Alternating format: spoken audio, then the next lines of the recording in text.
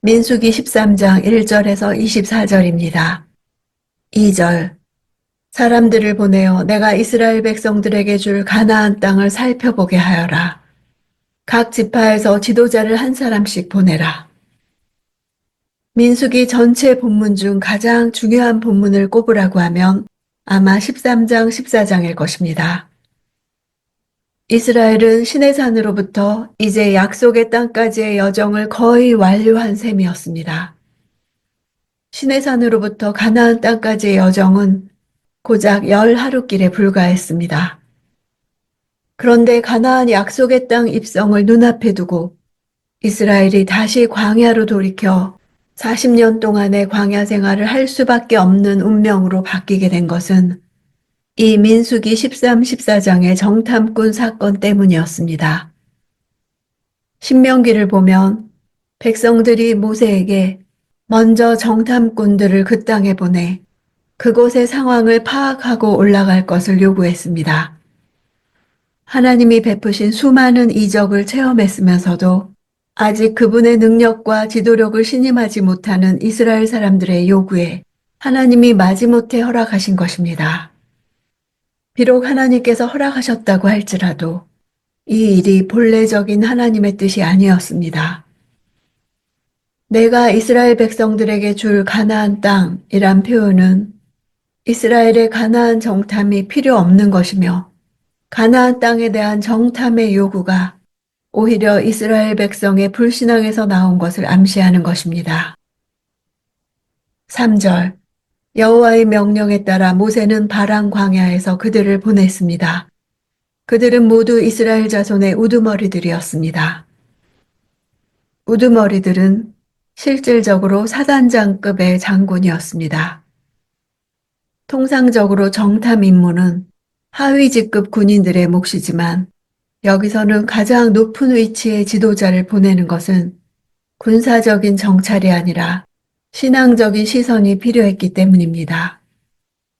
이들은 일반 백성들로부터 신앙과 연륜을 인정받고 있던 지도자들이었으므로 이들의 신앙 상태는 곧 이스라엘 전체의 신앙 상태를 보여준다고 할 수 있었습니다. 6절. 유다 지파에서 여분네의 아들 갈렙. 갈렙은 이방 족속인 그나스 출신으로 이스라엘의 유다 지파에 합류한 특별한 인물입니다. 그나스 사람들은 에돔 족속에 속한 자들로 에서의 큰아들 엘리바스의 막내 아들 그나스에 의해 시작된 지파입니다. 갈렙이 유다의 대표로 선발된 것을 보면 그의 조상은 오래전에 유다 지파에 합류되었던 것 같습니다. 16절. 이들은 모세가 그 땅을 살펴보도록 보낸 사람들의 이름입니다. 모세는 눈의 아들 호세아에게 여호수아라는 이름을 주었습니다. 호세아와 여호수아는 사실은 같은 이름의 변형일 뿐입니다. 여호와의 약식 이름 예호가 빠진 호세아가 원래 이름입니다.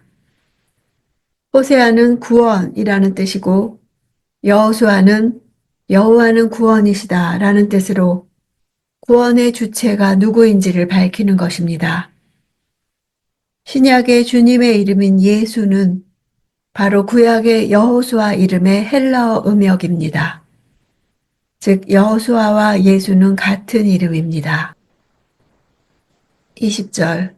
토양은 어떤지, 비옥한지 메마른지, 나무들은 있는지 없는지 등등 말이다. 그 땅의 열매들을 갖고 돌아오는데 최선을 다하라. 그때는 포도가 막 익기 시작하는 시기였습니다. 포도가 막 익기 시작하는 때는 음력 5월, 즉 양력 7, 8월경이었을 것으로 추론됩니다. 이스라엘 백성이 기브롯 핫다아와 하세롯에서 메뚜라기 떼를 만난 시기는 음력 3, 4월로 추정됩니다. 시기에 대한 이런 묘사는 이스라엘 백성의 현재 위치를 추정하는 것을 돕습니다. 그러므로 그 후 그들이 북쪽으로 1, 2개월 정도 여행했다는 추론이 가능합니다. 그들이 도착한 곳은 바란 광야의 가데스 바네아입니다. 그 땅의 열매들을 갖고 오라는 것은 가나안 땅의 풍요를 확인하여 하나님의 약속이 얼마나 확실한 것인가를 체험하게 하려는 것이었습니다. 마치 자기 땅을 돌아보는 주인처럼 행동하라고 한 것입니다. 21절. 그리하여 그들은 신 광야에서부터 하맛 어귀의 르홉까지 올라가 그 땅을 살펴보았습니다. 하맛 어귀는 하맛 왕국의 남쪽 거점 도시로 가나안과의 경계선에 놓여 있었습니다. 이 지역은 약속의 땅의 북방 한계선인 셈입니다. 정탐꾼들이 지나간 경로는 가나안 최남단 신광야에서부터 최북단 르홉까지 전 가나안 지역을 종단한 것입니다. 22절. 그들은 네게브 지방을 통해 올라가서 아낙 자손들인 아히만, 세세, 달메가 살고 있는 헤브론으로 갔습니다. 헤브론은 이집트의 소환보다 7년 전에 세워진 곳입니다. 정탐꾼들이 최남단 신광야를 출발해 네게브 지방을 통과해 르홉으로 향하는 과정을 설명하는 것입니다. 아낙 자손은 키가 크고 강한 족속이었습니다. 그들의 거주지 헤브론은 높은 산악 지역이었으므로 정복하기 어려운 곳이었습니다. 하지만 이로부터 약 50년 후에 갈렙에 의해 헤브론에 있는 아낙 자손들의 성은 점령되었습니다. 헤브론은 훗날 다윗이 예루살렘 입성 전에 7년간 통치했던 중요한 도시입니다. 이곳은 북쪽의 세겜과 같이 이스라엘의 종교 역사에서 매우 중요한 위치를 차지합니다. 이곳에서 하나님은 처음으로 아브라함에게 가나안 땅을 약속하셨습니다. 이후 이스라엘이 애굽으로 내려가기 전까지 그들의 모든 선조들이 이곳에 거주했습니다. 이스라엘 선조들과 그들의 아내들은 라헬을 제외하고는 모두가 이곳에 묻혔습니다. 이 땅은 아브라함이 벌써 값을 치르고 산 땅입니다. 이와 같이 헤브론은 이스라엘의 선조들에게 역사적으로 매우 중요한 의미가 있는 땅이었을 뿐만 아니라 이스라엘이 합법적으로 소유권을 요구할 수 있는 땅이었습니다. 그러므로 이스라엘이 헤브론으로 올라가기를 거부한 것은 하나님께 반역하는 행위였을 뿐만 아니라 자신의 권리를 포기하는 행동이었습니다. 그곳에 거인족이 살고 있었다는 것은 그곳의 점령이 그 땅의 정복을 위해 가장 중요하다는 것을 말해줍니다. 소아는 애굽 북부의 낮은 지대로 힉소스 왕조 때 건설되어 바로의 거처로 이용되기도 했습니다. 여기서 헤브론을 소안과 비교한 이유는 고대 근동의 최강자란 자부심을 가지고 있던 애굽인들의 교만을 꺾고 약속의 땅 가나안으로 향하는 이스라엘 백성들을 격려하기 위한 것이었습니다. 24절. 그곳이 에스골 골짜기라고 불린 것은 거기서 이스라엘 자손들이 꺾은 포도송이 때문이었습니다. 에스골은 포도송이라는 뜻입니다. 그 땅은 매우 비옥했고 훗날 유다가 이 땅을 차지하게 될 것이었습니다. 골짜기는 와디를 가리킵니다. 건기에는 지표 부분이 마르지만 지하에는 수분이 남아있기 때문에 이 지역은 포도 재배에 적합했습니다. 에스골은 지금도 품질 좋은 포도가 많이 재배되는 곳으로 유명합니다.